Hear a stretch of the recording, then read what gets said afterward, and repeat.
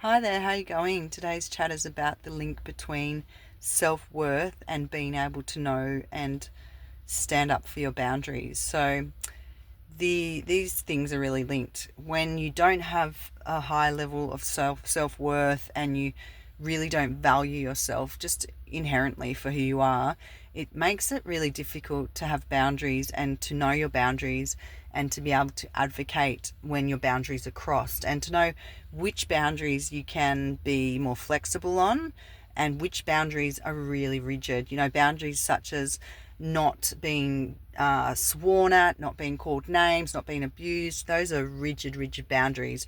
Then you may have other boundaries around, whether or not you go out late, or it's very personal. Your boundaries are something really personal, and I think I've previously discussed how they are linked to your values and aligned to that. So doing a bit more work around what are your values, what's important to you, and then really working on the piece of self-worth that's not based on external factors. It's not based on your job. It's not based on the money you have.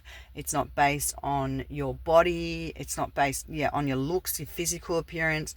It's actually just that inherent self-worth for you as a person, as an imperfect person, but that you are still fully worthy of knowing your boundaries. And that goes for also respecting other people's boundaries. So it really is a two-way thing, two-way process. So I think when you learn your boundaries, you also need to learn about respecting other people's boundaries.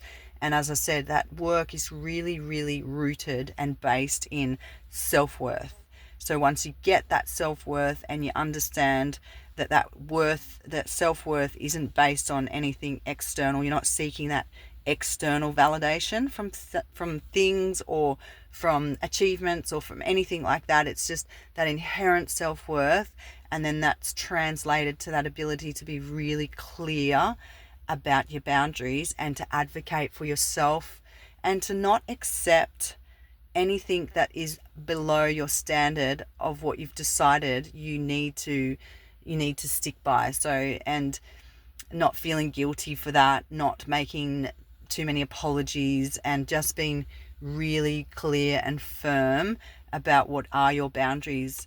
One of my boundaries now has become, I don't want addiction in my family. It starts with me, and I'm seeking that sort of life of sobriety, and that's my pathway. So then that sort of is also what I'm looking for, I guess, mainly in friends and in my family. I'm seeking to not have that active addiction cause the underlying dramas that I know happen.